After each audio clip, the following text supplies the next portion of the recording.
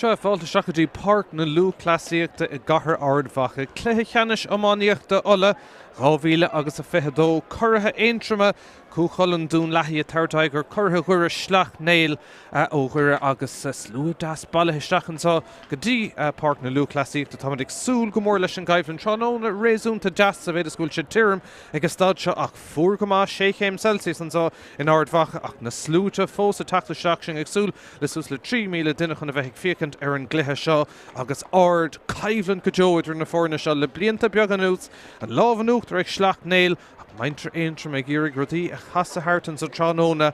Caithméid súil chun ceang ar na fórna agus tá nóid le bútóirí éintrama sin iad Dún Lathaí agus gá ahrú déint go siúd agus tuchaid cútha siúd ar bálaach lína lán chúláidir ag cúchailn Dún Lathaí le félim Duffin, Ryan McGarry agus Oran Quinn.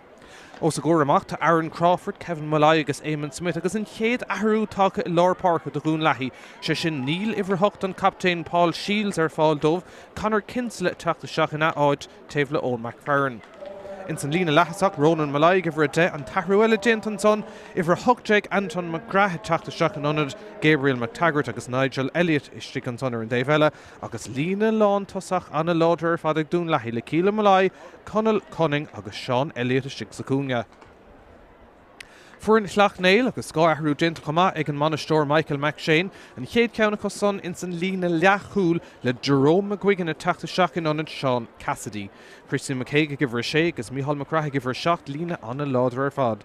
I lár Pháirc Shane McGuigan agus an captain Cormac O'Doherty agus lína lethasach láidir ag Sleacht Néill. Peter McCullough, Brian Cassidy agus Rory O'Meanan agus an lína lántasach Brendan Rodgers an Pháirc Contúirt ag a gifre trídeag an tahrú eile déint a níl Shane McGuigan an lántasí ar fáil dómh Gerald Bradley a teachta seach in áid agus stric sa cúnga caithmhíomhar cúdeag Shay Cassidy.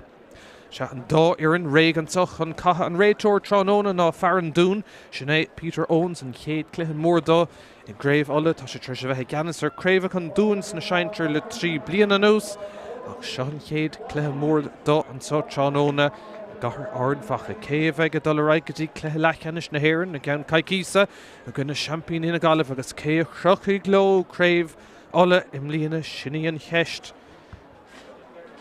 Dar nó Sleacht Néill buachach an bhliain se chata, bhí bu Mhacha a gcuine bhaile cran as cúnta an dún, héna ceardeag a gcuine náda de, níor féin chomórtas an 2020 de bhar cuasaí COVID ach an bhliain ribhe sin a ríist, an lámh an uachtar ag Sleacht Néill agus má hain tú siar gábhlíonn ribhe sin a ríist, 2017 agus 2016, Craobhacha Uladh búta ag curtha ghuire atá tréis Craobh an chanda a bhuachant don 10 mbliana stíoga chéile im líana agus ard obair go deo déanta táid beagnach réigantá I Pháirc na Luthchleasa don cluiche mór caiithtar a bheith going an tróna agus má bhíimiid ar chóscóir ag deireadh seasca beag ann breise tastáil agus cáfis nach go bhfuil an dá ar an seo anna chóir chu fad chuna chéile agus arán a bhíon is going I Pháirc na Luthchleasa.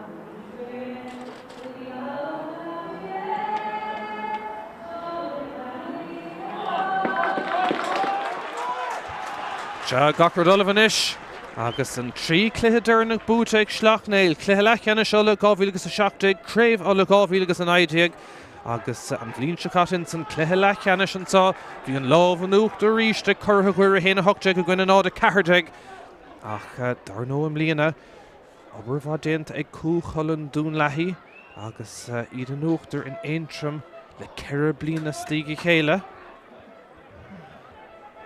Tainr beidir chuir isteachar an tróna an captain Paul Shields gan a bheith ar fáil dóibh is cailún téisiúd bhí sé siúd a dul anna bheith dóibh lár Pháirc agus cílann sé sin ggóil an cúlbáir Ryan Elliott mar captain ag cumann chúchol Dún Lathaí in San Craobh an réiteoir sin é fear an Dún Peter Owens agus an Schlitter Cadisteach ag siúd agus an darna glóric se le bheith tús an himransa Cumhairt an taobhlín an Pháirc réasúntaach an éon freabar ómhór mar trasna na parc an níos túisce ach drumcla réasúntaach an amsad an bhín se chuing Sleacht Néill ar an ansaí trasnan son go fada le Brian Cassidy na chahan son ach ag an deir airíonn le Dún Lathaí se le bháil tarnáis agus trasna hain siad son go dtí Eamon Smith Spás os a Armagh iad ag gur dul ar an ansaí agus an céad cúlína jaimsú Sleacht sa cúnge anna líródar fadistig an son a cosantóirí Sleacht Néill a déanamh dóhan an son agus teachtamach leis a gaansa Paul McNeill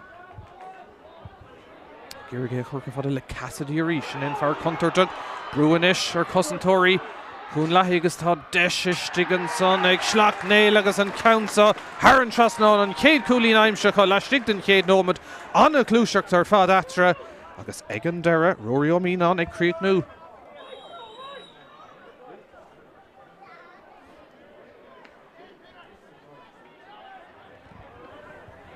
Sár go bháil an son ag cúchol an Dún Lathaí idir an ansaí Deisir scór an caunson Ibrithe Stac na muir á rá ag an deire raibh sé ar fóríl bhí seans an son a cuasaí a chorthamú ag an deire an caunson Meir ar yes agus ar fóríl Pocamach martócha Shelvan ag Sleacht Néill díorchos Mhacha airíonn Luthchleasa cumad agus an fearla Shelvan son Jared Bradley Hosa sé anad Shane McGuigan siar a hain siad inis count contortug I meistach an son tá sé gur tús maithe bheitcha smacht a gáling is an son agus tá breú a ríist ar chu Colin bhfuil Cluiche an son Neil a deir an réiteoir scuilann sé leis an immert agus obair bha I measc na gosantóirí an son ag Dún Lathaí agus seo chuing amach iad Eamon Smith Tús maithansa Bart na Luthchleasa ríist cosantána bha ag Sleacht Néill Bradley tá sé tris bogus siar go maithan son ní léon ceist deisenis ar scór an count son a dolisteach breúir an coolbar istig an son ag dénta go maith ag Elliot agus an passamachtaí Oran Quinn tugann sé neistí Elliot bhí seans an son beidir ar chúl ach ag an deire airíonn Lotha é a glána agus an immert dul ó cheann na parc an sa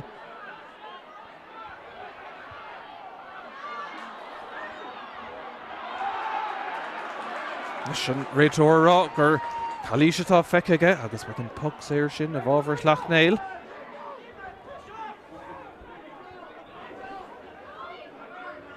Cúlín bháin feice go dtí seo agus sin ag cuirithe Ghuire agus ag cuirithe ola ceann martócha isteach an son go fada le Brian Cassidy sin in fear hamánan an iann seo ach an ceann sonnig a deire raibh na lábh deise agus ar fóríl an son ag Cassidy má se ceann an taobh ar fóríl acu.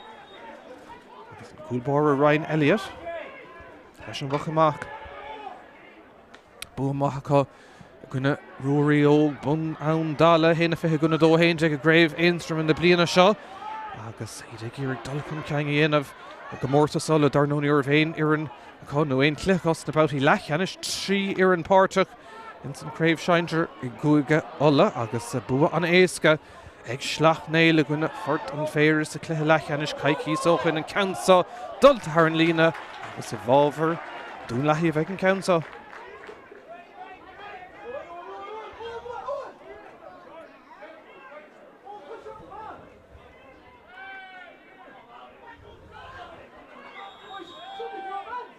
Sin muir cinnte go gainge fada go leor siar ón Sleacht agus an buntáiste tarnáis. Ag Dún Lathaí an caunsa an díreach I Mhacha an lína bhí deis an son ag Conor Kinsley chamad leistig. Ach ag an deir bhábhar Sleacht Néill a bheith an caunsa Michael McShane sin in Banastóir. Tá ag Sleacht Néill agus fearma amáíocht ar an David tá Gregory O'Kane. Sin tá Ganas ar a Dún Lathaí. 8 mbliana Ganas. Cormac O'Doherty an captain isteach sa lár hain se siúd. Brúan son ag teachtasteach ó Dún Lathaí agus airíonn Lotha is sinna chuid ar náiseach blochaáil má déanta Brúan son ar Owen McFerrin. Airíonn Lotha Shelva cumad siar a hain siad an son agus deis ag Kevin Malai iad a chur ar an ansaí ceann Cluiche go dtí an taobh Howlden Pháirc. Smacht an son go háling acu agus ag an lántasí sin ag Conal Cunning an fear contortug ceann son I bristeach ag siúd ach tucha ag Oisín O'Doherty amach. Can é smachtú ach bhí Cluiche feice an son ag an réiteoir agus Stom gúil se chun buile séir bhronna Dún Lathaí agus beag deis son ag conning.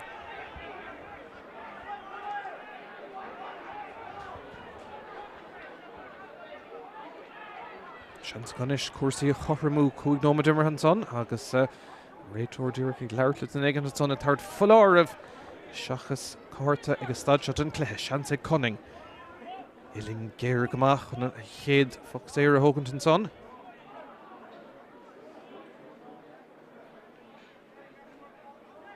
Slisir bailithe agus ráis sé siar fear bhín anna chraing ar fad dóibh. Fuair sé éon chúlíonn diaag i gcluiche Ceannais éontrama gona bonán dála agus sean chéad seans dó an só trónóna slua deas bailisteach an só fad go leor le taiiste le an dá chuman ach Craobh Uladh an dúis dos na bútóirí an Sleacht Néill conning leis an deis cuasaí a chorramú áirithe go maith agus Tharran Trasnáin an son aige an iireachta an Sleacht Néill.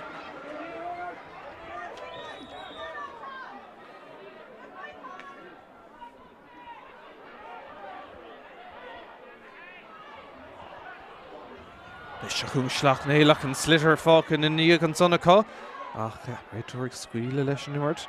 Clipper dimmerthirí ggéirigh é bhallú an son agus ag an deire ní sé gaine go fóil. Bhá déint an son ag Kevin Mulai siarhain se go dtí félim dofan agus Dún Lathaí teach amach Shellah Howland son ag Cílan Mulai titim sirí dá chur ar an ansaí an son agus Ross chun Shellah ag ggéirigh éáilt an son bhí Ronan Mulai ach sár chosint an son ag Sleacht Néill trasnahain se go dtí Gerald Bradley. Deis go siúd fiochann sé náir agus scuilann sé ceann fada isteach na muir ag Pháirc ceann son ag Turling agus Tharran Trasnáin ag Bradley ard scór amachchas amach. Gafa chun tosaigh go ríist.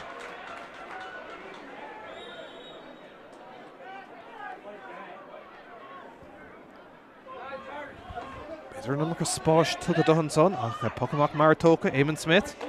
Blochán má déint agus an buntáis Tarnash an son ag Brendan Rodgers ach ag an deire Cluiche feice ag an réiteoir. Bhín ag fearr ar fud chuig gáil agus níos fuide ag éin, bhí me caiintla duine níos túisce agus an tathar Píide me Campbell á sé bailithe leis Tarnash go dtí Kenya agus ag fearisteach trónóna agus fear mór máíochta ó Dún Lathaí be sé súil a spántas má dómh go dtí seo. Is beagatá atra ach deisinis ag Sleacht Néill dal Tarnash gá chúlín chun tosaigh agus an fear thógaigh an captéin Cormac O'Doherty.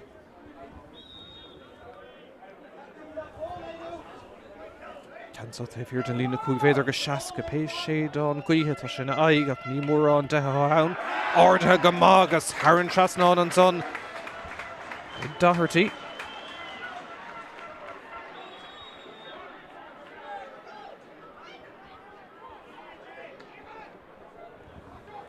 Má sé beag Sleacht Néill sásta bheith hinúcht ar túsna himar an sá. Deisinis ag Dún Lathaí. Cluiche an son, well, scuileann an réiteoir leis, híl meid raibh gúling sa drown fuit an son ach bhá ríist amach na gosantóirí ag Sleacht Néill. Deis a Cormac O'Doherty iad chur ar an ansaí ríist tá sé ag boga go maith ag túsna himar an sá. Is caiig Dún Lathaí an obair chosanta dhéanamh agus tá siad compórta go máiste gan go dtí an pass sin ó Road an son de Éamon Smith beag dímáthair le sin an obair crúg déint chun é glána ach well déint go maith ag Smith cumán a chuir isteach an son agus seochúing Dún Lathaí. Cílan Mulai. Rin se leis an gabhain dé chun maach droch iirecht ar fad ag a siúd agus an tarna ceanna is tá mithir stré ag Dún Lathaí. Rís an réiteoir ceadú se bocamach marach ceann well I bro semach beidir bhábhar Dún Lathaí agus éiríonn le Ronan Mulai Shellah gáil ach rís beáil má déint ar an taobh held an Pháirc. Shellah cá gcónaí ag Dún Lathaí sé sin cuman cúchalan seach ríiste hain sé dtí Ronan Mulai. Dá chuine go duine ceann contúirta gan isise meisteach an son ag ggéirigh smachtú is stigan son tá deisian ar cúil agus an ceann son imethe isteach sa líontáin. Nigel Elliott a fuór teangaháil éigean ag a deire cúil ag cuman chúchalan ó Dún Lathaí tá siad gafa cúlín chun tosaigh ní haon cúlas fear chiad tú a cóiríonn siad ar fad tá siad gafa chun tosaigh.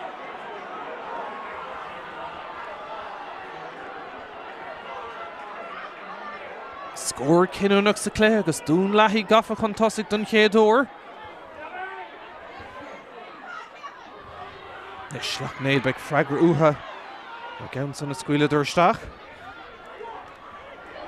Tar sé sin misneach go cinnte do bhaintear éintrama. Agus Cluiche an son agus Luthchleasa Dún Lathaí sásta go mála leis a gine sin.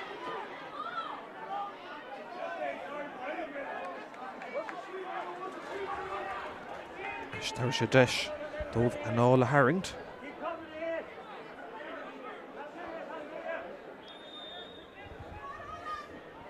Beag dímá go cinntear leis an gceann son an cúlbáir beidir go mbeadh seans cuasaí a glan a níos fearr ach an cúla meisteach.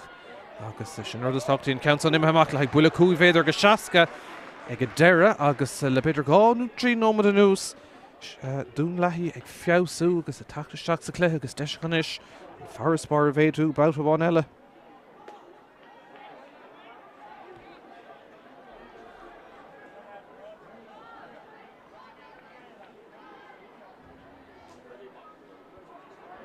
Leis an ceannsa fágadh siad fé Conal Cunning, cúlín Iomána bhuiile séir níos túise gas a cluiche. Agus becerca muc sé seo leistigh den chumas a go bhar chéine.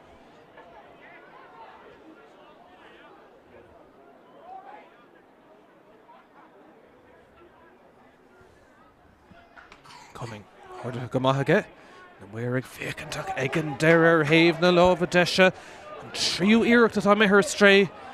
Cumann cúchaling ó Dún Lathaí agus beag dímá ortha le sin. Ach iad sásta bheith in uachtar an cúil sin, Elliot leis an teanga bháil beag bídeach ag a deire.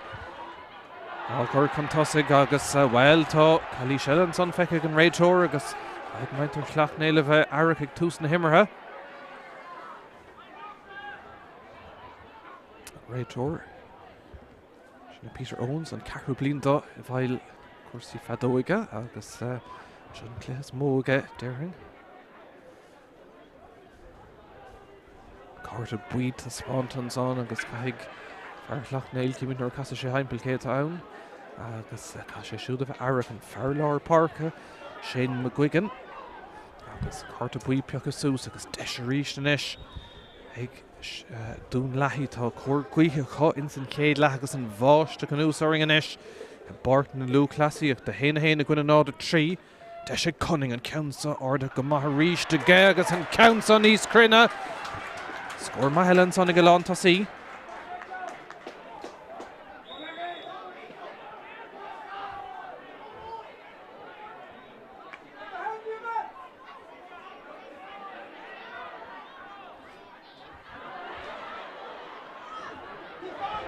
Leis fí smacht in san chéad cúgnómán de mar sin ag Sleacht Néill ar chósaí ach sin athruithe le beidir cúgnómán an ús an ceann san cuairt an taobh lína agus i bhábhar Sleacht Néill a bheith an ceannsa.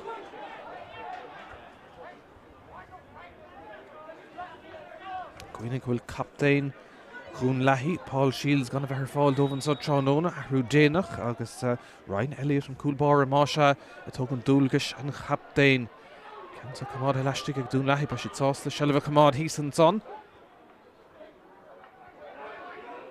Réiteoir ag scuile leis an immert ag freachan an slitir a ghardach an son bhí Aaron Crawford ach tá Cluiche an son ar captéin Sleacht Néill sin na Armagh ó Doherty agus buile séire có dá réir.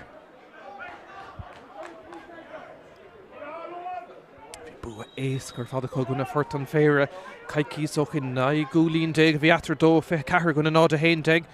Si Brian Cassidy héna seacht an lá áthe sin ach gan bheith feicála go más an mercadíise agus a ríist obair bhá déanta ag Dún Lathaí a si tacann sa le cúsin sa bhí daoine rábéidir an bhail sin seacht in íon gluthe ceannais go gcuirg sé isteach ortha níl se go fóil seachún a ríistíd gan cinslan an.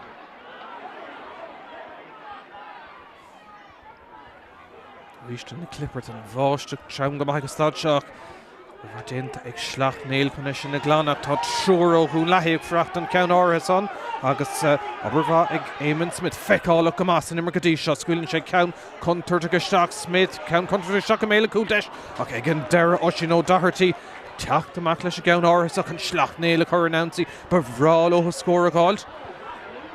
Dá ceann deirna cúil agus cúlín ag cumann Dún Lathaí agus tá Cluiche siúralt an son a deir an réiteoir fearr Sleacht Néill sínta an son ar a grám agus seans go bheith ómis Carta Buí son. Johnny Dún Lathaí Carta Nochta ag an deire agus tá le Pháirc Dún Lathaí agus Ciallain Malayan son. Arfach sé sús Carta Buí agus an deire ag an bula séir bhábhar Sleacht Néill.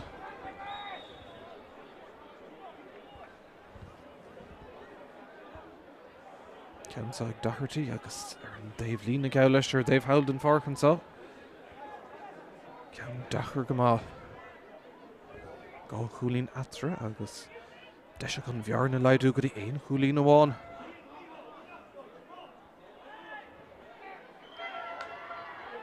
Deis fad go leor ann bhfuil crunne saoin Níl a deir na muir go deire. Sin an tarna ceann ar fóríl ag Sleacht Néill. Sé Craobh díag an deire bútecha deagheangacha son is tíige chéile le demlíon an ús le héad. Dobardéntacha an ceann a chugat an taobh lína go bhábhar chúchailin Dún Lathaí a bheith an bula sé ar nún bhfuil an bula Luthchleasa.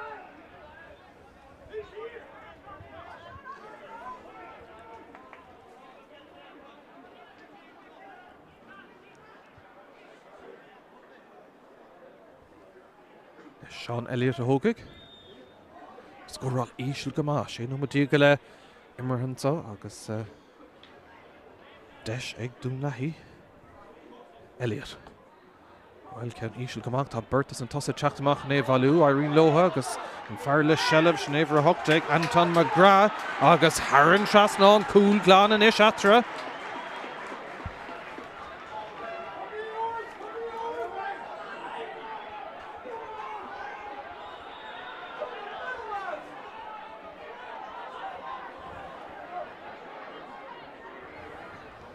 Trí scór Domhnach ag Dún Lathaí agus rudaiganta tastáil ó Sleacht Néill Sullivan son Cormac O'Doherty Sinead captain Isteach fad Shane McGuigan in is dul ar rúthair seans ar cúlín an ceann son well sin níos fearr ceanna has to gútha an timróir lear Párca an iirecht ar fad ag a siúd an bhearna ar nastí Pháirc.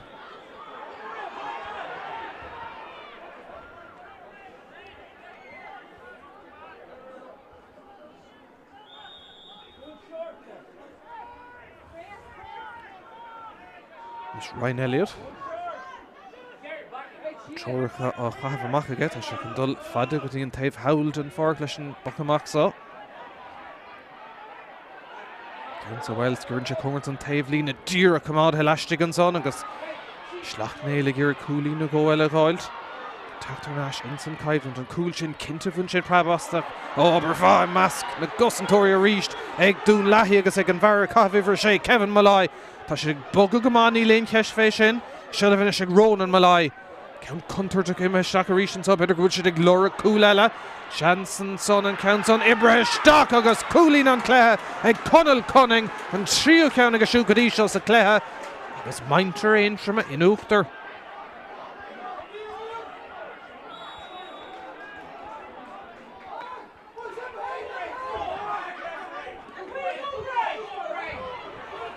sé gur ag Ardachan son Brian Cassidy bhfuil sé san immer có mór in novas gur bhrá leis a bheith agus is sin beidir dul síos tíon obair tá dhéanamh Dún Lathaí níos mó na aon rud eile ríist Oran Quinn go dtí Kevin Malai Carrick tastáil Quinn go dtí Malai agus Harnas chuna chéile ríist agus seachún Dún Lathaí ag níl aimiste an son an é bhallú ag an deir go sé amach agus ag fanacht tá Míchéal McGrath pas Cluiche an son an a bhrú a tata seach a ríist ó Dún Lathaí tá sé ag trid an trí cluiche Domhnach go gine Sleacht Néill caiilte a cá níl crann an ceansa a chailúnt agus dígras a ríist le feiscin ina gcuid imar bhfuil Cailíse sig an son well ceistena fear Dún Lathaí sínta tá Shellah agónaí an son agus deisir cúlín agus an ceansa Harran Trasnáin leanadar agus leanadar hí me go raibh Cailíse ag an deire Cunning an ceathrú cúlín agus siúd agus ceathrú cúlín in is atra.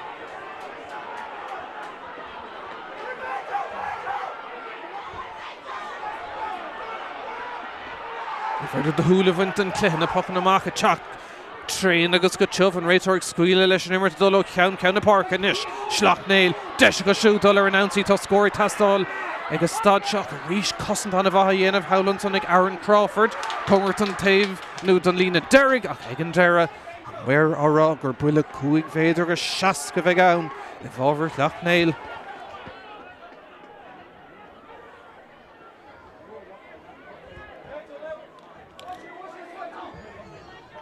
Nuair cos na fórna seo gcuine Míchéal is na trí cluichí Domhnach bhfuil bhí búd a seacht gúlín ag Sleacht Néill nura agus 2009 bhí 8 gúlín atar 7 gúlín atar an 2017 ach go dtí seo tránóna Dún Lathaí níos fearr.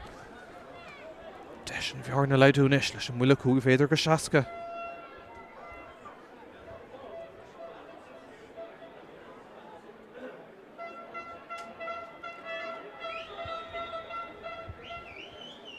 Slackeríil Pháirc an fósa going an sa Pháirc na Luthchleasa. Scoir tastáil ó Sleacht Néill. Can sa orda go maith dahartíach ag an deire aspa crinne a ríist agus an tríú ceannantá mé ar fóríle cos céad leach.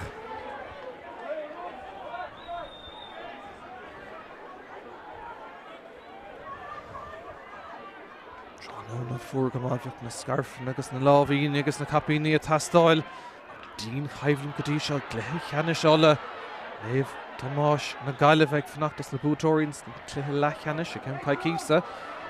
Ach a deisianis ag Sleacht Néill ach a ríist níl siad có maithans na tosaigh sa bhí cluiche eile ach anna chu de sinna dul don obairtá dhéanamh meas na gosantóirí ag Dún Lathaí brúin seir agus tá 10 méadar cúil ach ag an deire an Or squeal Nimmert, Elliot, Glana, agus seo chuig inis, Kevin Malloy. Dún Lathaí announce ag droch past the Mhacha go siúd. Buntáist tar náis ag Sleacht Néill, Kevin Gardens on. Gírig smachtú, tá Peter McCullough. Go bhfuil le Brian Cassidy, Carrick tastáil pass. Meisteach an son a beidir Roada. Big Shillah Coy Gadera. Agus McCullough ríist. Cosantóirí fácan íige, McCullough fósa dul an council Congerton lína Derrig. Méirigh Farra agus ag an deire. Ará gur leid sé lámh ar an slitter agus é ar an dalamh agus beag pucks ar amach dábhrí sin ag Ryan Elliott agus cumann cúchaill Dún Lathaí. Sin council well chuird sé brú go cinton son ar Crawford agus imethe haran lín agus Peter. Cinní mar sin rudí a bhhéilú agus a bhfuilú síos níos mó hastóg deisianis ag Sleacht Néill an count son a dul isteach agus go bocht ar thaobh na lámh a deis a ríist an ceathra ceann ar fóríleach agus níl an cóimirt nó an chóhuiscint atar a beidir mar a bheochar léitheanta eile an cúil sin fuair Elliott treis éon nómadí ag bhain sé getasta go cinnte mar go raibh forlámh a scot cléthe sa céad den nómad cho chuine le chun cúchaill Dún Lathaí in uachtar.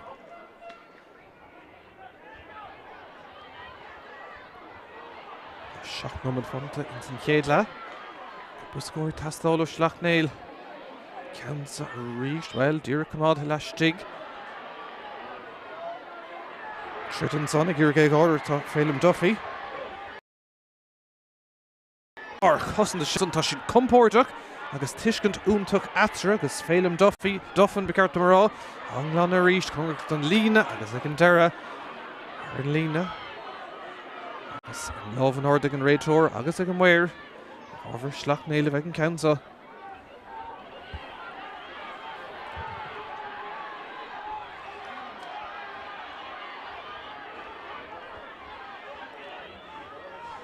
Nó liomar Sleacht Néill le Ceannais na hhéir níos túiscim líana gcuine bhaile bhí gunnar a caiileadar an lá áirithe sin. Si treistaltí ceir lecraibh gan éon ceann go dtí seo búteachá. Deisianis ar scór, ceann ag tastáilú an ceann son ag taistil agus ag an deire é tucha. Mhair ag leabhartlein Míchéal scór bhí ag tastáilútha ar fuair Gerard Bradley an tarna ceann ag a siúd sa cléthe.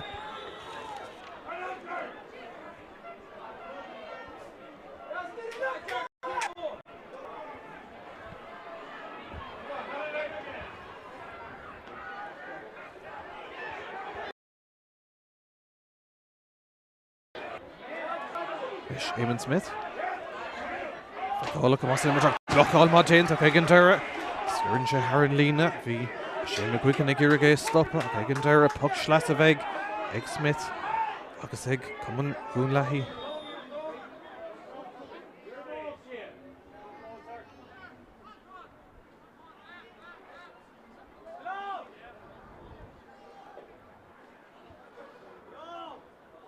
Order go Mike Smith. A clúdach maiste an son. Well, ag an deire Irene le Dún Lathaí cumán a chur leis ach ag deire teachtamach a fada le Bradley gá Cúlín má haimse go siúd agus an seo chuing Shane McGuigan Cúlín má go siúd níos túisce an pass sin. Well, is seach go dtí le toslach beidir róáda. An deire ag iargé bhailú agus Irene nach sellh cumad ach brúiste an son a ríiste a chur agus a teachtó Ryan McGarry counts an curthisteach ach chur héamh na lámh a deise cinnte aspa crinis. Curthisteach ortha cúig ceann díreachtaí ar stré cos i chéad le. Seans go méidir son táchtach an cléthe chó congrach. Leis Ryan Elliott tá sé gléthrána go mar chúlbára ach le Cúlín géaltacha in san chéad le be si tásta go mála sin in Sleacht Néill. Le sellh Bradley dul siar. Chun cumad an taobhlín ag iargé cumad leistigh tá Brendan Rodgers a ríist gan a bheile feiceáil go mór an sa cléthe seachadí Jerome McGuigan. McGuigan fóstal seach chances on McGuigan ar cool. Stop ag an cúlbára ach an réiteoirg tarrant cuasaí siar an son agus tá sé chun buile séir a bhranna ar Sleacht Néill. Rodgers isteach go dtí McGuigan bhí seans an son a cobéidir ar cool. Elliott a déanamh dóthain ach ag an deire Cluiche feicithe agus beag seans éas go má dhearfa ag Cormac Ó Doherty. Leis an muile séirsa agus an bhearna leidú go dtí gá Cúlín.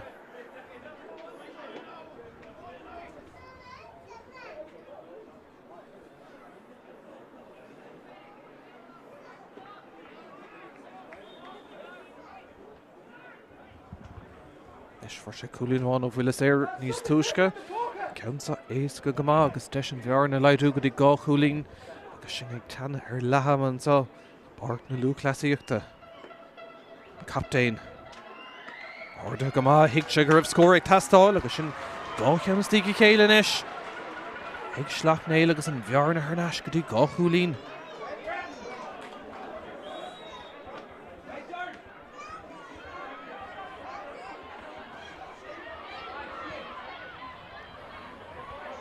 Leis Conal Cunning, tuis am siar an son agus sellh again counts á curthisteach again an muir ag fearre agus ag an deire Haran trasnán. Sár Cúlín ar fad aige. Carú ceann go dtí seo tránóna agus ag freagart an scóir Dave eile.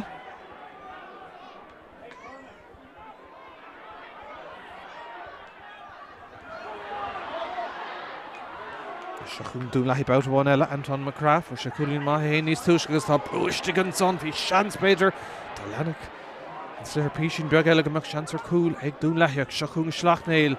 Céad Lathaí mig anna bhar fad sár go bháiste an tá brúanis ar Dún Lathaí tá seans an tar cúl tras an cúla héin sin agus a deisiúnt gan ar cúl sábháil den chéad sco ag Ryan Elliott an son imethe Mhacha ag buile cúig féidir agus seaca iireachta ag Cassidy stoppathe go húntaach ar fad ag an captain Seanóna Elliott.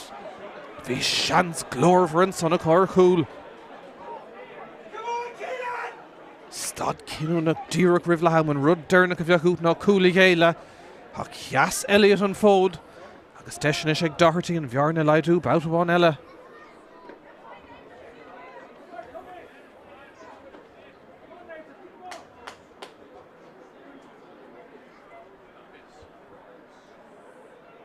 Leis gá Cúlín go dtí seo tránóna ag an captain.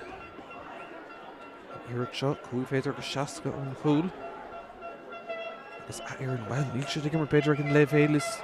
Bhí sú lotha ordathe ag Doherty na muir ag fearre agus Haran trasnán. Bhearna thnáistí gá Cúlín a ríist.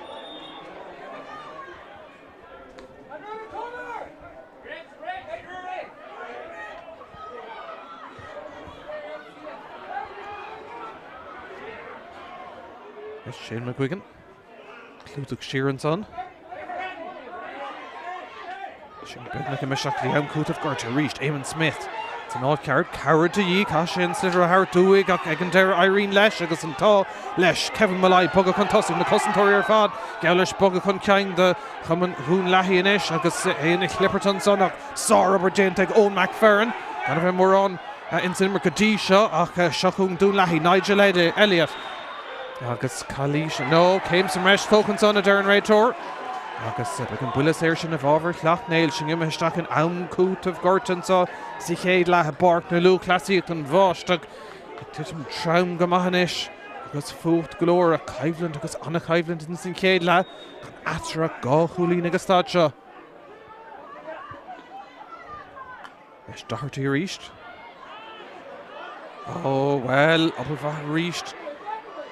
Ag Oran Quinn agus tuiscint beidir úntach Mass na gosantóirí ag Dún Lathaí sin an difrií gadí an sa tránón an pass well an tálo an son é sin a chamad agus í chur an ansaí bhrálo scór a gáilt Riven Brisha can so British stock dish is she can son ag Elliott oh sar cool ag Dún Lathaí Díreach Riv Laum an ancút of Gortas I chéad la Cluiche den chéad sco ag cumann chúchálan ó Dún Lathaí Hanna sé stach di Elliott an tarnacúil ag a héin agus ag Dún Lathaí agus sin scór cinúnach Díreach Riv Laum.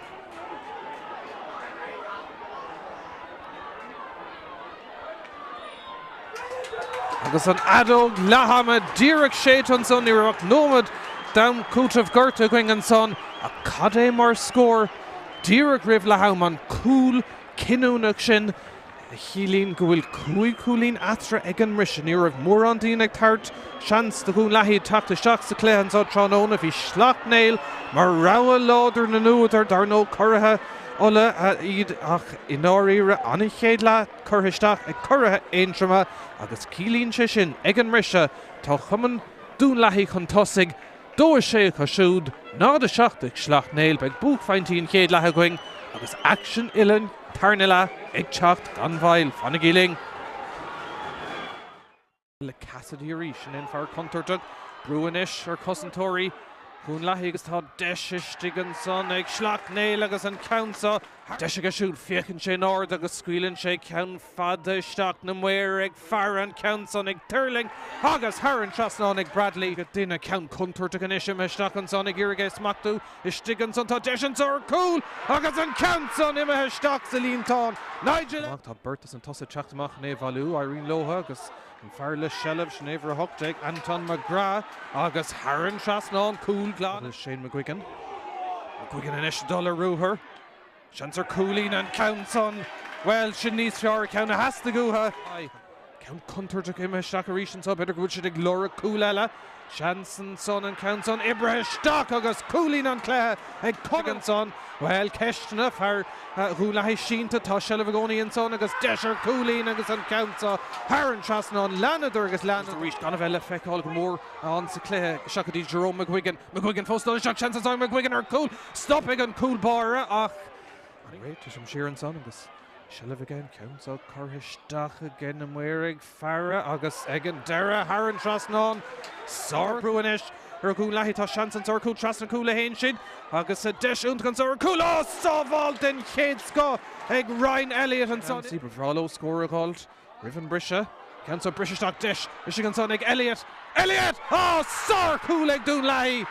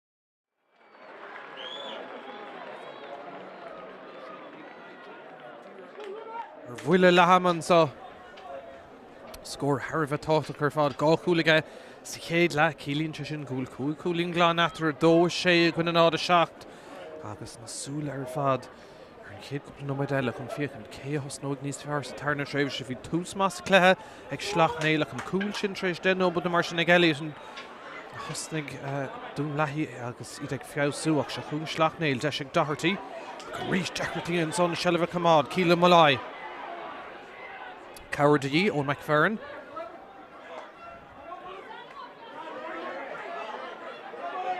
Dahartaí ríist fe cála go más nimmer ceann conúirteach imisteach an son ach ríist clúdach maith an son ag félim dofan agus sinsa go siúd ag chuirmach go fada le Éamon Smith agus Dún Lathaí chur ar an ansaí bouta bháin eile an Green inis go teachtamach go Báirc na Luthchleasa go héanáis aimsir going an so Tráchtaire ach Cléamáníocht a dín go má mar chaidhann Dún Lathaí an Uachtar deachtartaí an son ag Sleacht Néill dul chun ceang agus ag an deire sellh an son ag Dún Lathaí scuileann ar réiteoir leis agus an buntáiste tu go ceann Cluiche trasna cúil Tarrington son scuileann ar réiteoir ríis leis i gcuirg ag gáiltá Conal Cunning agus an réiteoir ag an deire ag Tarrington buile séir de riadar go crúg don buile séir sin bhí stracha agus brú ar Cunning agus deisiá sé chúlíonn a ghoscailt mar bhear na atra.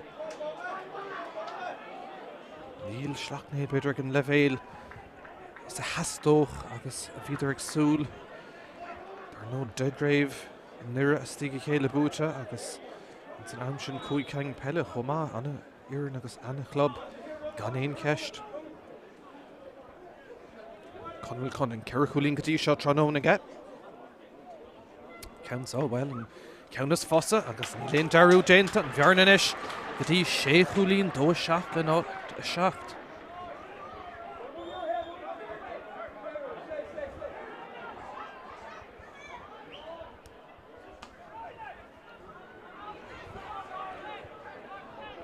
Is fad go leir leis an ceann son agus brú ar Dún Lathaí ag an deire. Í loch é a bhú agus a teachtamach Conor Kinsella. Well, níl sé teachtamach inis mar go bhfuil clippert bailile mór haimpelár agus an réiteoir scuile leis an imirt an fiidir le duine slitir gáilta na lámh na dhéananig an deir an ceansa im hamach Haran lína agus an buntáiste beise ag Sleacht Néill.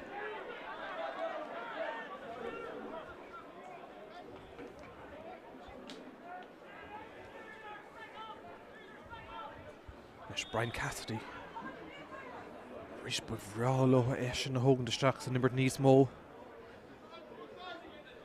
Ar Dave lína. Cassidy ordathe go maithaige. An ceann son chur isteach ach a ríist. Ar fóríl sé ceang díreachtaí ar stréacha. Ryan Elliott. Cúlbáire Dún Lathaí.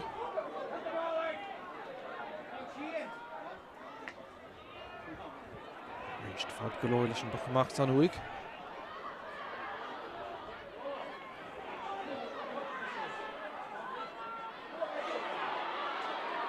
Ross can sellh ag a deire airíonn le Sleacht Néill ag Alton son. Ar an lúna atá siad ach ag an deire tagann siad amach tan siad siar fan le dahartaí féhrú atá sé ag an deire. Rinne sé glán a cór cumad an taobh lína. Well, Cluiche Níl scuileann réiteoir leis an imirt agus mar bhrálótha scór ag Alton inis. An imirt leanúnta raig a gcónaí deis ag Gerald Bradley for sé gá chúlíonn sa chéile agus deise có gcónaí an ceann san imirt isteach ceann conúirteach brúistigh an son, sellh an son, ó dahartaí. Teachtamach a déanamh iling níos fearr dó héin an ceann son seolta isteach ach ag an deire Haran trasnán. Se bhí na mé tógannta go ama ach ag an deire Haran trasnán. An fearna ar neistí cúlín inis.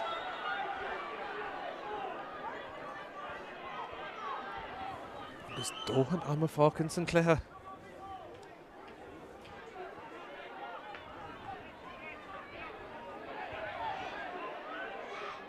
Ó, sár go bháil an son ag Ronan Malai, de chuman chúchulling, ag sellh caiilte agus seachún Sleacht Néill a ríist, tugann siad go bhfuil siad féhrú, agus go bhfuil scórin ag tastáil agus stáid seo an cluiche. Gus deachtartaí ag ainge slitir gáideach, réiteoir ag Pháirc, ríist ab a gá déanta, ag Dún Lathaí teachtamach an son, Conor Kinsella, passamach an son. Cíle Malaya gur ar an ansaíocht a Berto Sleacht Néill ann ag an deireadh an se go fada le Senan Elliott. Fiachan to Nord and Count son her yes agus ar fóríl. Carú counter straight go shoot Mhacha. Puck amach Marin son ag Oisín Ó Doherty. No, she'd curr her. Uladh Sleacht Néill le blina se chat and Count son ibre stock agus well. Marin na champagne a gcónaí. Score Maharísh an son agus an bhearna her nasty Caracúlín.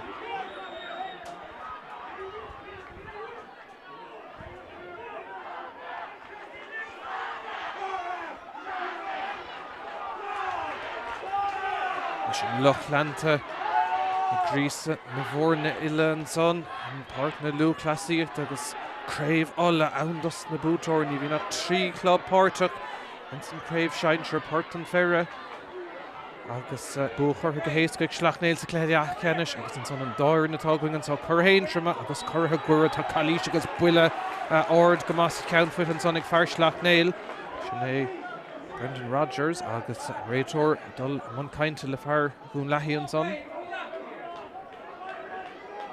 Tá sé deiste Armagh Ó Doherty, third fé Chúlín agus an bhearna leidú ríist. Sean carta bui bront an son ar félim Duffin, tá sé siúd a bheith airach.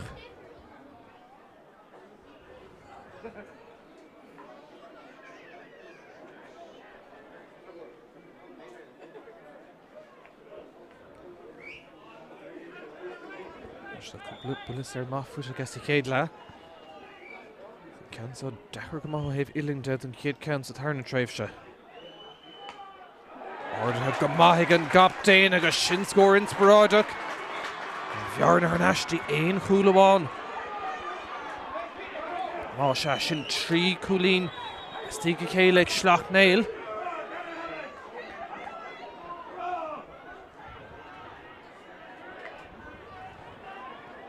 Agus freigra is tastáil ó bhaintear aon tramach a bhrihan ráis le cúpla nómad an ús ag Sleacht Néill seachún a ríistíd. There's a dul chun caing. Réitor ag scuil leis sin mar deachtaí an son éag order tá sé order ag an deire. Mór leistigh ag glóir pass ag an deire an Count son ag tapta seach na muir ag fécinn to Nord an Count son Aaron Chasnon score an Cléan son ag Sleacht Néill. Gá Chúlín after sin Cerric agus tígi céile cá tá siad fiása go mór in san Tarna Tráchtaire agus brúan isir Dún Lathaí. Leis glúiseachtaí Mhacha chur le chéile, Cassidy a tapta seach sa cléthe go cinnte agus brúan is ar Dún Lathaí. Luair go dul mór haimpil Sleacht Néill ach Shelvan son ag Conal Cunning sin in fear contar to gon pass leistigh don son. A sé teach siar the Aaron Crawford.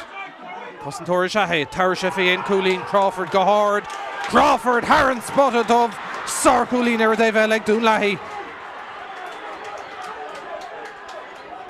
Bín ceanna heasta go mar raibh Ceire Chúlín a stigh céile river sin ag Sleacht Néill.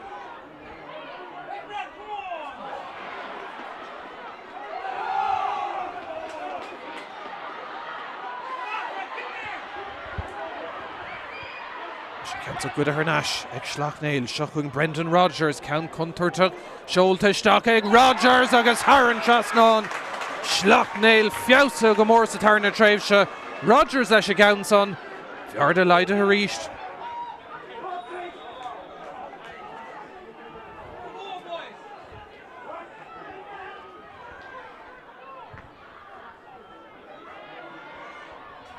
Chúlín atra ríist agus ní féidir de thuúla bhaint an cléithe tá buile fuit an son ag fear Sleacht Néill agus bhíon réitor Peter Owens díreach an aice leis an immert an son.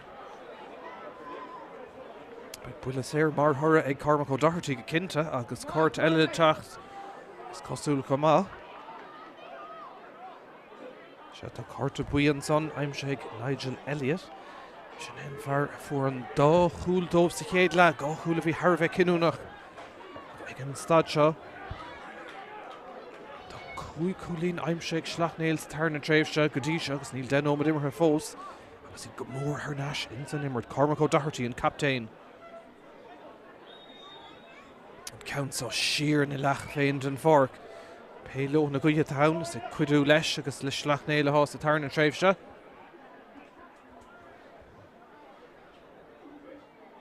Doherty counts on Ard go maith aige. Crinnes aige ní léon Domhnach bhfuil crinnes aige an bhearnas luatra agus seo fuair an difriúlar fad ó Sleacht Néill sa tarna le.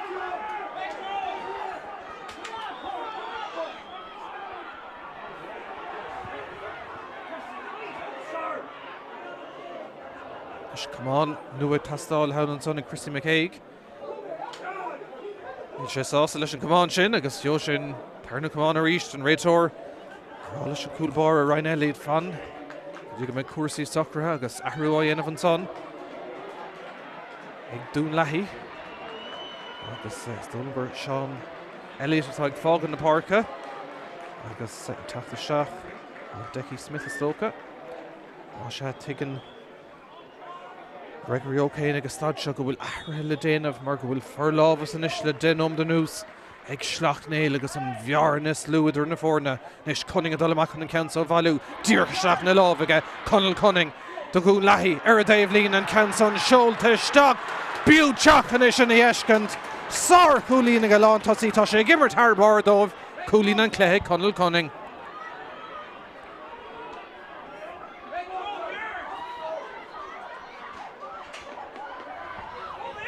Sin a réad chun seilbh, dúr hós ar góir, fad na talún an son, ag Dún Lathaí ní lainge, ag leis a gceansa, Ross chun seilbh ag a deire, dá imreoir gur ag chamád leistigh den lína, Berto Sleacht Néill, Pharaoh ó Dún Lathaí, réitor déanamh go más a caibhint in áir ag scuile le cuasaí agus smacht go maith ar cuasaí clippert ag a deire, sleanna ar an lína agus i bhábhar, cumann chúchholinn Dún Lathaí a bheith an buile agus an puck Sleasa seo.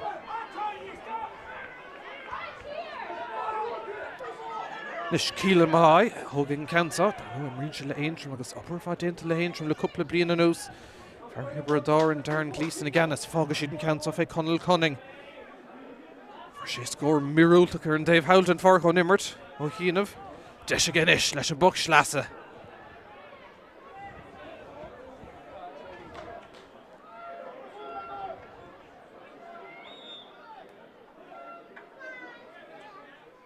Oh, Tráchtaire ag a deire. Dún Lathaí trídiste an son. Gant agus Irene le Sleacht Néill, seilbh cumad an son Brewer, Christy McCaig. An buntáiste tucha agus beag bulas éir. Dá réir gá Chúlín atragóní an sá. Buntáiste ag Dún Lathaí. Teachtamach an puck séir hógan tá an cúlpára ó sin ó Doherty.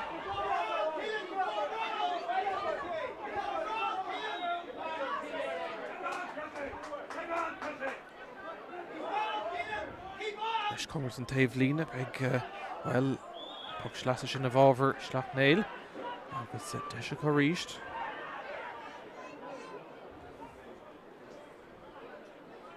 Fága siad é seo fé Brian Cassidy.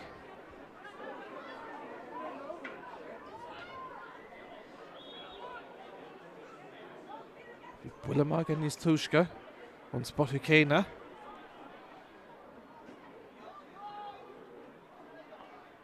Go maith get trasna cúla raigen cansa ceann contarta ag an deire ar fóríl an seachtú ceannatár stréig Sleacht Néill. Cumann rabáir de méid.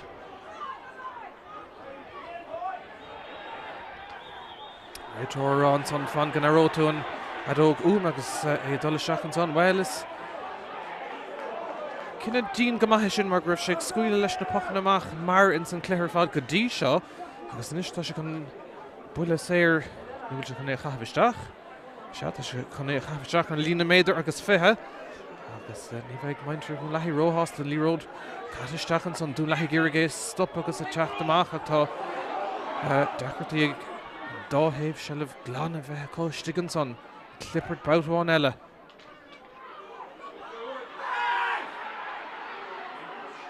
Sleacht Néill le seilbh.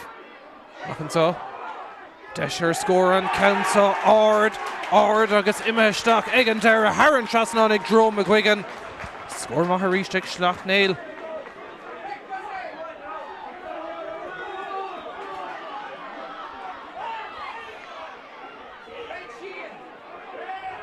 Carúra clic fácha sa cléthe atra cúlí na bháin caiic tar bheith going in óh agus an council dulta Haran lína puch Sleacht bheith go bhábhar cúchailm Dún Lathaí.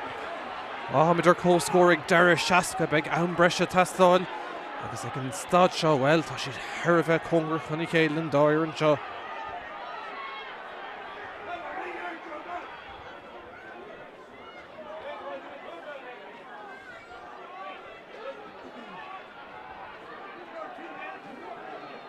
Eamon Smith a hold an council.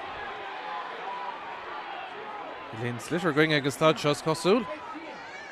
Agus ceann gléite seach chun Dave lína.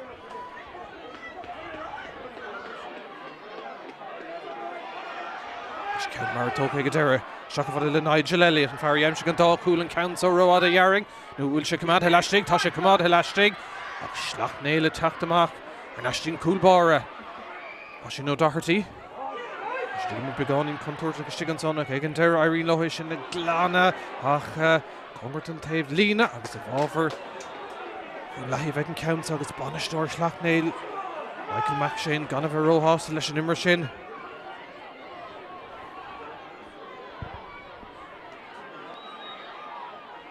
Leis puc Sleacht ag Eamon Smith ag leithránach leis na pucna Sleacht sormhfuil leis an count ceann contúirte go meisteach an son. Ag an deire fóríil an cúgu ceannatar stré ag Dún Lathaí sa cléthe agus a ríist pucamach mar cadathe an tamsag an cúlbáir agus smachta go háling an son ag Sleacht Néill agus ag Jerome McGuigan ag taca seach go mór sa cléthe seo chun iad an Pháirc Park a Shane McGuigan deisir scór an count son fóríil an tuchtú ceannar stré an son acu. Bhí seans aige cuasaí a chorramú. Gach buile gach shelf cótácht ag stad seo. An trí cléthe deirna cailte ag Dún Lathaí gona Sleacht Néill dar nó Craobh ola ceiricang ar fad búte ag Sleacht Néill in chéad ceann an 2007, 2007 an tarna ceann, 2009 agus an nora gona baile chran ó chunta an Dún Carú Craobh ag Sleacht Néill seo chun iad ar an ansaí. Council Sleauneisteach Bruanis agus Chanson so beidir Coolmas beidir Shelva Valú and Council Courageisteach agus Tommy their co-score cooling Mahig Bradley Arish and trio count a shoot Tana Forna Eric co-score a Pháirc na Luthchleasa.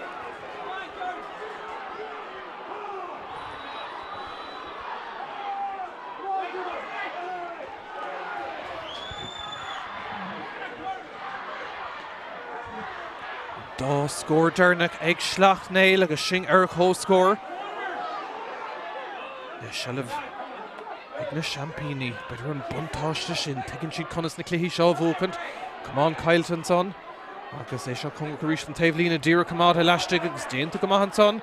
Ag Sleacht Néill agus ag Brendan Rogers an council go contúirt ag imeisteach ag an deire clúdach maithaistigh an son níl an contúirt glánta go fóil Kevin Malloy féhrú.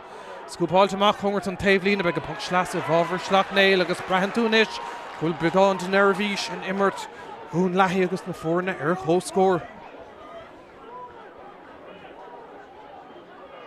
Does é nómad fágus a cluiche. Cassidy Hogan council seach an tríú bhuile ón spot a chéine níl tura ónna ceang godí seo gaiach beidir go racha an council Haran Trasnán seach chun Cassidy. So reached Arda go ceann contúirteach imeisteach an son ach an lán cúlí ag iargé smachtúgus a Gordach ní Irene an son leis ach bluisteach an son an réiteoigh scuile leis an immert shelf ar neisig Sleacht Néill agus tá siad contúirteach an isis ag iarg dul chun tosaigh an pass seo Machtaí Bradley sormhleáil déint an son agus seachún Eamon Smith anna chléir fad imar a siúd Cumann cúchailling ó Dún Lathaí os na glánta seachún iad Smith ar an ansaí Carrick tastáil an pass ag an deire shelf cailte tris an obair Kruger fad déanta a bheith déanta aige ach cuid ar neis an son ag Decky Smith. Council imeisteach Bruaise an son agus Haran Trasnán cúlín den chéad scoigh Dún Lathaí tá siad inúachtar agus cúlín atra a ríist.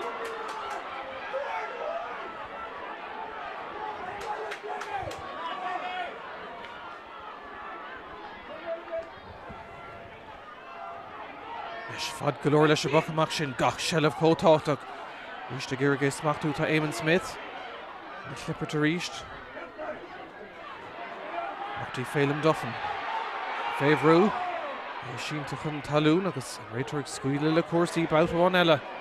Sleacht Néill inis, Coolín chun deirg an soch, aber fan déantaigh ón McFerrin an Timróir lár Pháirc, Cluiche an son agus Luthchleasa éintrama agus Hurling Dún Lathaí Harbh sásta leis a gceann son.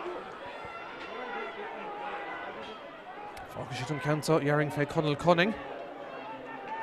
Agus Ruile á dhéanamh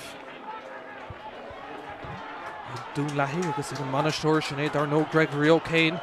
Tuchtú blion dó Ceannais mar sé dar nó de éintrim a héin ó 19 a héin gotí 2005 agus a Craobh go leor búteige aon cheann dia chumá ag immert lena club Dún Lathaí tuigeann sé an club seo agus an star agus cad a cílín Craobh go mar seo leis Conal Cunning anna chluichar fad imreige an so tránóna Dún Lathaí déanamh na lúscí mar dhéanann sé rih aon bhuilas éire hógand siar na láféin. Ceann chuirteach well ar thaobh na lámha clé agus ar fóríl agus dí mair leis a gceannsa séú ceann ar fóríl acu.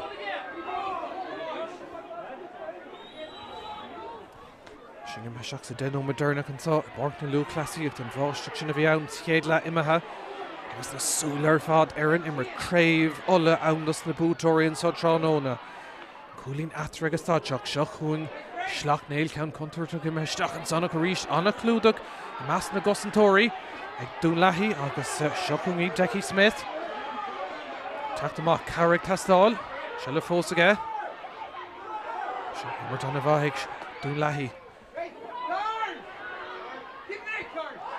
Well, Míchéal Cluiche an son, a dearn réiteoir lean leis an imar tá good Armagh an son ag Nicky McCaig. Dún Lathaí ar an ansaí an ceansa blacháilt agus stoppaigh Sleacht Néill agus a ríist. Réidir seansanna sin agus na hansathe sin acu. Ar stré seo obair cruúig ó Dún Lathaí Armagh ag ón McFerrin an fear lár Pháirc gotí Éamon Smith anna chluichar fad imreige siú fear las man son gan aing an acailis. Sin é Ronan Malai an ceansa ar an trasnánig agus go Coolín atra cóimar dúnta gan son ag cumann chúchaling ó Dún Lathaí agus go Coolín atra anna críoch an son ag Malai.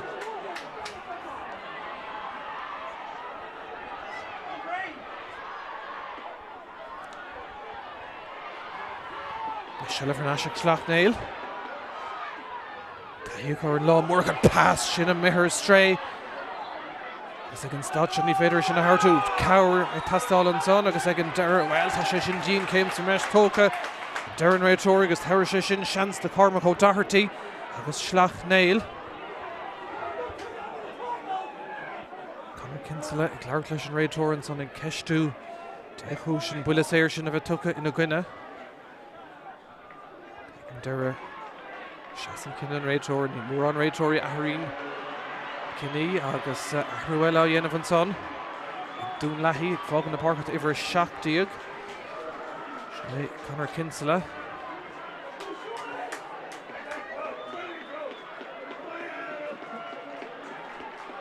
Agus a teachta seach. Tíimiis. Builis éir ag Cormac ó Doherty. So gan bheith búltar ó bhaige agus se stin gur hiic sé héin an second nóir dag an ceann sanna chumán. Ar sé ar fóríl an fearrtá tuchaisteach acu ná Paul Shields. Tar nó bhí anmana mar captain nuair hosna sé ag tá sé tuchaisteach ar a bhfuair agus cuioinnig a héin agus Kevin Malai bhíidir páirt ag siar an 2009 ar a bhúg Dún Lathaí an Craobh go Domhnach. I gcúig go Uladh an pachamach an son agus fad go leor leis. Sé nómad agus ag an fáchad a gnáim sa tarna tréimh sin sá. Shellah bheith Sleacht Néill a ríist. Scóir ag tastáilú an ceansa kickáil tá Sleacht chud ar nó Pelladóirí Mhacha i seahiad comá. Clúdach siar an son tá Dún Lathaí agus iargé gáil agus Sara mar déantaigh Aaron Crawford in sa cliff for sé Coolín Massey céadla an pass Sleacht an son dí Oran Quinn. Lína lán cúil sin éfachach ag Dún Lathaí an ceansa. Well, cumad he leistigh an son ach a bhábhar Sleacht Néill a bheith agus ag Chrissy McCaig. Shane McGuigan inis. Can tuach im meisteach an son tá brúin inis ar Dún Lathaí istigh an son ag iargé sin a clúdach. Scóir tastáil ó Sleacht Néill tá siad Cearcalú amach ach ag an deire tá cosint an chéad scó déantan son Cialan Malai ag Turling agus ag Titim Sheeran son chun carú leis na cosintóirí an buntáiste có buile séir ag Dún Lathaí agus faoisih dóibh.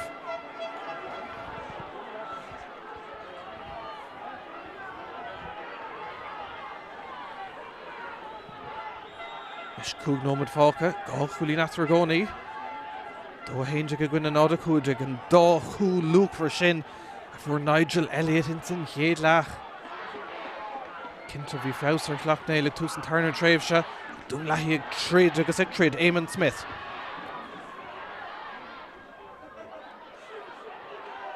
Cinnte cóint an taobh lína, agus ag ábhar a Dún Lathaí a bheith go ríist.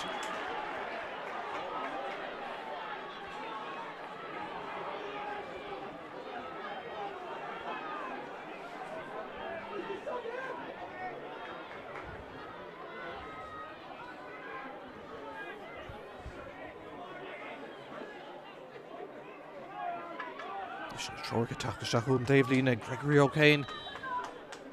Tá siad an áit taken siad sin an puck Dave Lína tócan son ag Nicky McCaig ceann contartach ag chu ríis dóhan déanta meas na gosantóirí ag Sleacht Néill agus Doherty ag Turling agus Titim Sheeran countsa. Well, híl me sigur bhúil sin an réitóir ach scuilann sé leis an immert. Sila bh gcónaí ag Sleacht Néill agus Teise chun is ceann contartach eile. Tá siad ag glóra Cluiche an son an Cúlbára Cluiche go maithan son. Scuilann sé leis an slitter praba thar an lína deirg an 10 ceannatá stré ag Sleacht Néill. Is tá cinnte go dóigh Elliott a chud ama caiise bheith airach agus dul th neis a ríist tarnapach amach bás má leis ag an deire fáid go leor ríis leis an gceantóigh. Rís Dún Lathaí agus seilbhann is acu. Iad an áit fá Carrick Tassalan son tan sé siar go dtí Paul Shields an captain. Éí na géit a cacha ceann Cluiche breisteach an son ag an deire na súla buinte den slither beidir go bró sé amach ag an deire an Pháirc Sleain tugus ar Nash son go fáile le Nicky McCaig an countsa chuiristeach aige agus Haran Trasnáin agus tá cúl glan in is atara Sarcúlín an son ag Dún Lathaí. Cúl glan atara. An 3 scór Dunloy acu bhí mar ar cóscór. An nómadí Dunloy Dún Lathaí le 3 cúlín Mhacha seo chun an Cúlbára ó sin nó Doherty tuigeann Sleacht Néill inis go bhfuil scóir ag tastáil cúlín áíire gan stad seo tá dóhan am dus na cúlíní an sin scúpáilta Haran Trasnáin agus Christine McCaig agus dócha go deire.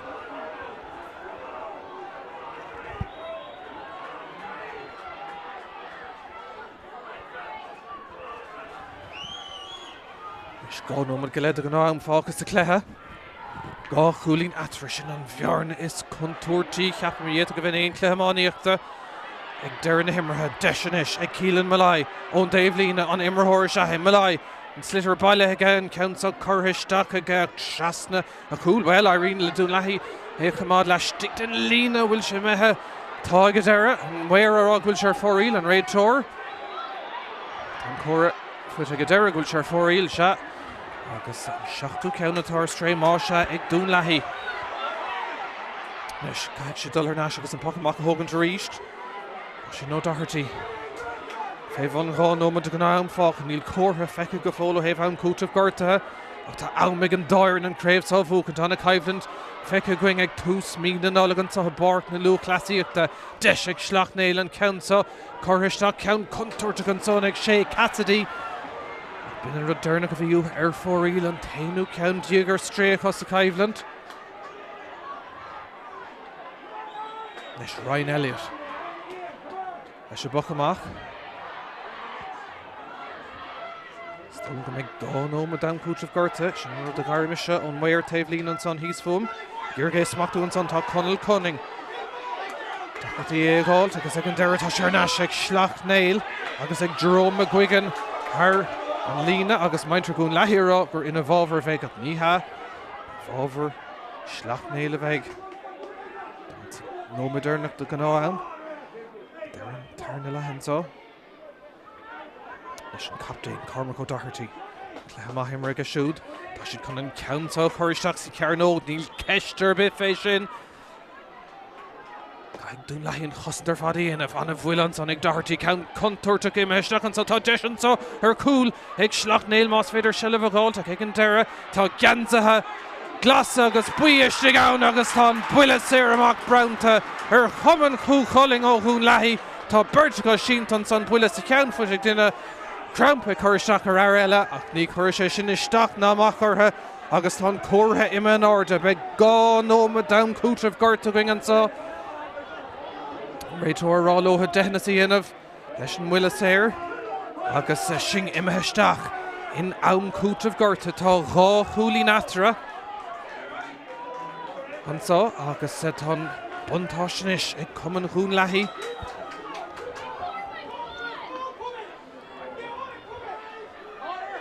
Seileamh cótácht agus staidir an clé Ceannais le Sleacht Néill ceann sa leabhlachálteach tá Pháirc anach fannacht agus sin Timor Lár Park Shane McGuigan dul ar an ansaí bhuiile fuite san nacht aige seileamh gcónaí an sa Sleacht Néill tá siad ag glóra cúlbéidir an ceann sa me trasnach an pass róáda agus róáda thar an lína agus me an puck Sleaasa sin i bhábhar maintear chumann Dún Lathaí tá siad ag lúraigh híos rún an sa bhí taistil agus aistear fada go leor os na gleannta an teacht an sa tá siad in ucht ar beag duine thug seansdóibh trí cluiche dearna caiilte gona Sleacht Néill an ceann sa thar an lína nó bhfuil se tá ag a deire agus well tá míos lúna nómad fáchas a cluiche tá puck Sleaasa ag Sleacht Néill cúl sinna hastíín agus stáid an cluiche tá Dún Lathaí i chur gahainge siar ar an lína beidir an seans déanaach dearnach ag na choirithe ag Sleacht Néill tá deisian sa an ceann sa bhfuil blochálta ag dúr teachtamach an son tá félim dofan féhrú a háisiid an réitar ag scuile leis an imar tá trucha second fáca clipper dimar hóirí agus tá sé chun é chahabhisteach etar inis drá meid deir an himran sa tá fear tá bert sínta son cím go bhfuil Ryan McGarry sínta agus tá fear eile taobh leis sínta le 5 second díag fáca bhí sean son ag Sleacht Néill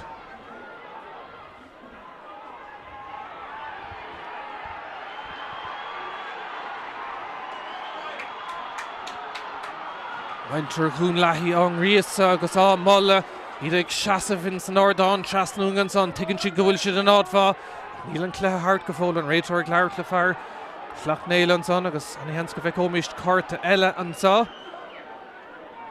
deir na himmarthe tá dá nómad istigh agus tá carta dearg an son bronta ar Sleacht Néill cíimiid an son nuair cas sé haimpilcé tá mithe an fár tá siad taobh le cethir díag ag deir na himmarthe ach réitor ag lurg an tliseir carta dearg an son puchasúsacha ag chataisteach seileamh inis an rud is táchtaí an cluiche hart go fóil tá seans beidir dearnach an son ag Sleacht Néill ach blucháil má déanta agus cosanmán ceann san imime amach thar an lína agus puck Sleaasa bheith ann i bhábhar Dún Lathaí agus cumann amach san iseoirthe agus stáid seo tá nómad sa mreis imrithe thar an dá nómad a bhí fógrathe agus gá chúlí natar an sa Craobh Uladh búte don géadúir siar an 80 nócha tá degréibh Uladh búte an ceann dearnach siar in 2009 chaileidir Craobh 2009 ach tá Craobh 2000 agus a feitheadó búte ag cumann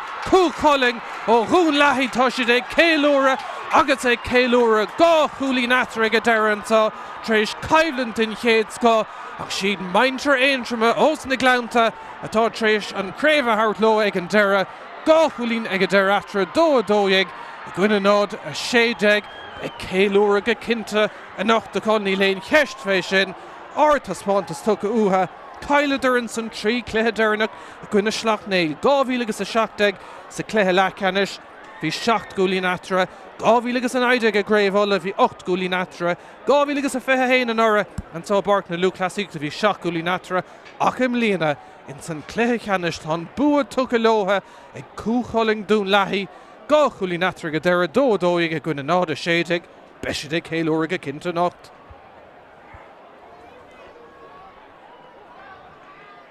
Jan Luthchleasa dul amach ar a Pháirc agus na phléirs agus gohéad lasta an son ní fada uing Go an brunna dent agus an captain Yaring Paul Shields. Le drape agus le dul an ordan na céimen an tá. An corn a valú ó chairlach cúige ulla sinné Ciarán McLaughlin. Agus dar nó be céúra chu nocht ach be si tarnáise tréáil gan bhail mar go bhfuil néamh Tomáis na gaileh ag fanacht lo a gan caiicísa in san cléile ceanna si le éireann. Agus clé mór eile le teachtdóibh gan éon cheist. Weil Sleacht Néill mar dhéanann champíní rididir agus rididir go dtí an deire. Ach in áiríar a Haran cléir fad ag féchant bar go mór immert cúchaling Dún Lathaí agus an bud tucha lotha gá scór cinúnach an dá chúil sin sa chéad leach a bhí Harbheith cinúnach an chéad cúla teachtaréis 9 ómad.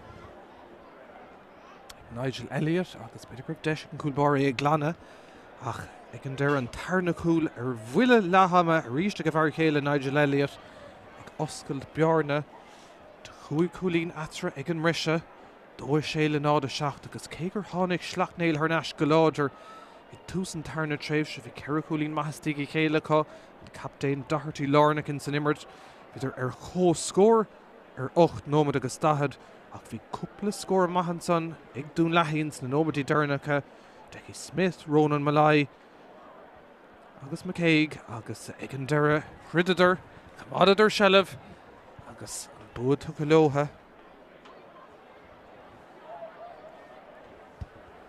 Dar nó iad buchach in intrum an ceithre Craobh stíigh chéile bútecha agus hastig an count seo go mórú hastig go Craobh ulla tá sé bútachans na nóchadaí dar nó an chéad count siar néidir nócha nó go 4 cúig nó go 7 gámhíle agus 1 2 3 7 agus 9 a gurta in áiríorí ag fanacht ó gámhíle agus 9 don lá seo agus don Craobh seo agus é dul thnáis go dtí aintrim dar nó é búte i ruairí óg bonán dala go dúnach an gámhíle agus 8 agus Sleacht Néill well champíní le gámhlín an nús sa bhéidir nach gur bhéon chluthe ceannis an gámhíle agus a fithe an captain an isis dul an orde chun carn ulla sna cumáin gámhíle agus a fithe dó a bhailú agus tháinig slú agus slú mór ó Dún Lathaí an so tróna iad a bheith ag céiliúra ach anna chaimhlann tar fad ribh ré in aige ceathir a bhí Dún Lathaí chun an cléthe seo bhúcant agus taspáin sé sin nach raibh mór an deis tu go dómh ó héamh na gail ach go dóirí ach rididir agus rididir agus ag an deir a bhíon misneach acu Craobh ulla a thart lotha.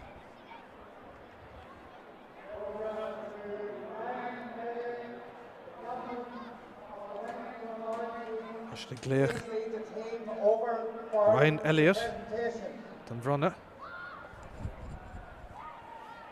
agus tá mé cinnte go méid Paul Shields an cumá bhí sé anmhaithe mar captain ach níor thosa sé agus bhí dúlgus an captain ar Ryan Elliott bhfuil immer sé cumá dhéann sé sábháil úntach in san chéad tréimh se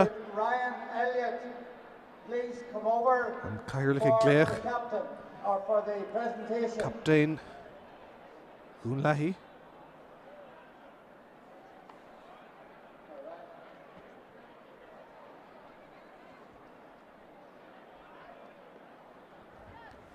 Luthchleasa hís ar bar go gcónaí agus iad Harbheith sásta seo an dúis agus an Craobh a bhíú le tamil fada.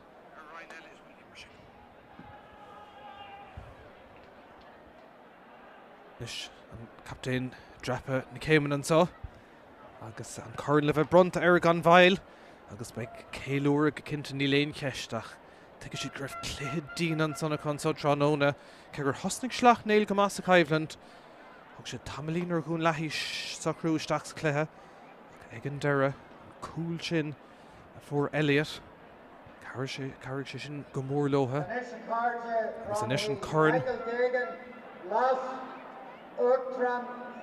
Common Luthchleasa scale, Uladh and corn are Lealchaften who Holland Dún Lathaí. So an las cairlach chun an corn a bhronna ar a son corn Uladh, we the witness today on Law Foreign, the Cluiche Hannah you. On behalf of the Ulster Council, I want to thank both Sleacht Néill and Dunloy and what was a marvellous hurling final today. An exhibition of hurling shown by great sportspeople. And a big round of applause for the two teams, please. Hí Sár Caibhlann going Níl Ceis fé sin. Cornish LeBronna, Ryan Elliott, agus Paul Shields. To be a rare tour of the Mayor Offaly, to the referee and his officials, to everybody here at Armagh County Board. We wish to thank them for the use of this great facility for another final here today. Particularly to the volunteers, the stewards, gate people and everybody else who helped out to make these events happen and happen so well. They're being welcome. To the sponsors of our club championship AIB, we want to say a special thanks also for enabling these great competitions to take place. To Sleacht Néill, I want to say a very special word of thanks on behalf of every Gael in this province. I'm sure you're disappointed, but you put so much effort in today. It just wasn't your day, but you have been worthy champions over the last number of years, representing your club and your province with great distinction. Very well done, Sleacht Néill. Ní léon doubt ach go brúntaach déantaigh Sleacht Néill le blianta beag an ús. Ach seo lá, Dún Lathaí. Congratulations, Dunloy. You are worthy champions for 2022. And it now gives me great honour to present the cup to the winning captain, Paul Shields. Paul Shields. Agus an Curran, Liver Brunta agus Taobh come on Ryan Elliott. Lás Starúil, the common Hurling, Dún Lathaí, Siad na Currahem Líana. Tailte come off, he's Sár Caibhlann, Sár Ceannais a going. Dó ag a gwyn an áda séidig ag an dera. Agus beag cúpla focail in ish. Ungúil bar is tóca. I understand the service. First of all, I'd like to thank Peter and his officials. I thought they had a superb game.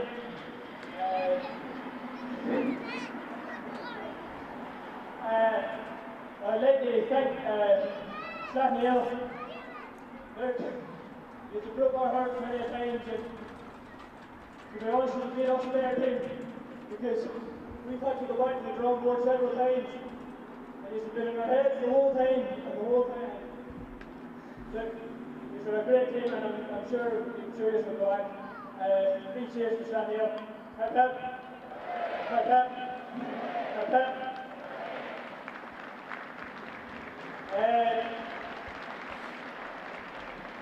To a group of players, we sacrificed a lot. I struggled today, so we're all here that. I facilitated the great management team. Forget anyone, I'm sorry. Sheepka, Clum, Chrissy, Kieran, Andy, Kelly, Kevy. I hate to forget, he's been with us for about 8 or 9 years now, and he doesn't get the credit that he deserves because he fucking believes himself. He believes Dunloy. This is for you. This is for Gregory O'Kane. An bhallad an bhainisteoir Gregory O'Kane. Heading sé sa bhúrin sin na dúirt an captain and son.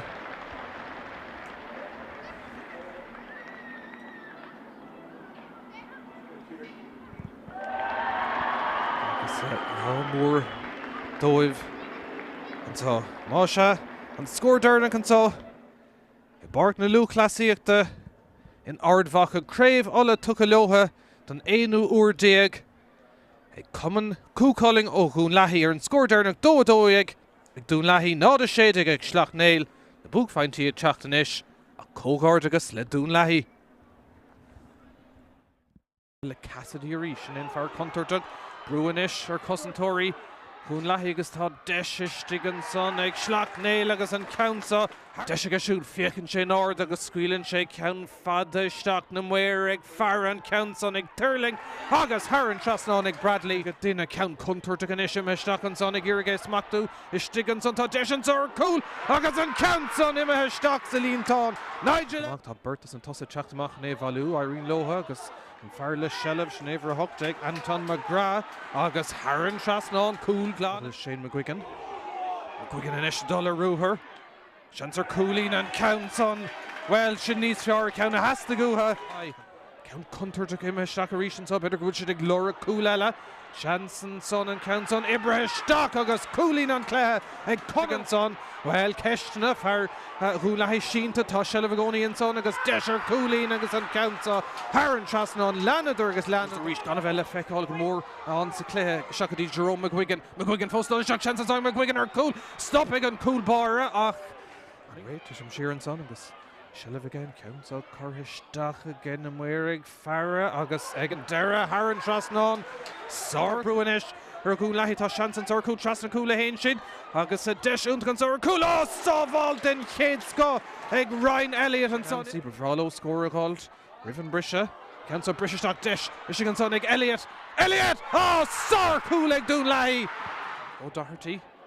Tráchtaire din of Illing Níos Fiar Hain and counts on Shoal to Stock Egan Dara Haran Trasnon Shavin no she'd Curher Uladh Sleacht Néill the Blina Shachat and counts on Ibrahim Stock August well Marna Champagne Ugoni more Lashtig a glory pass Egan Dara counts on it talk to Shock and Werig faking to Nord and counts on Haran Trasnon score and Clehanson on Sleacht Néill should Chuck Shear the Aaron Crawford Cossentor Shahay, Tarashefi and Cooleen, Crawford go hard. Crawford, Haran spotted of.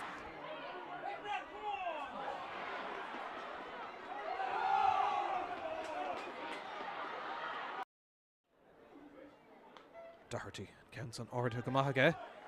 Crinus again, Elaine Dunloy will Crinus again on Bjarnes Luatra. Valu, Dirkshach Néill again, Connell Cunning, Dún Lathaí, Dave Lean and counts on Shoal to Stock. Beo Chachanish and Yeshkant. Sleacht Néill Shelev. Mackensaw. Desher score and Council Ord August Imeshtak Egenter there and Ansi. Council Schlauneshtak Bruinish. August Chanson Sobeder Coolmoss Vader Shelev Valu and Council Courageshtak. August Tommy there co-score. Jentega Agwidar Nashanson Egg Decky Smith. Council Imeshtak Bruinish son. August Haran Trasnon. Cooleen Smith on a clear fad Imrigashu for last month on Ganang and Akilish. Sinead Ronan Malai and Council Haran Trasnon again go Cooleen Atra. Ega Darren Pháirc Sloan, Chickasaw Nashanson, to follow Nicky McCaig and Council Courageshtak again. August Haran Trasnon, August Cool Glan. Oshino Doherty taking Sleacht Néill and Ishka will score a Tastal Cooleen Arirak against Stadshot Dohan Amadus the Coolini and Shinscoop Shields. Agus and Curran, Liverbrunt, Agus Tavlish, come on, Ryan Elliott, Lost Starul, the common Coo Culling.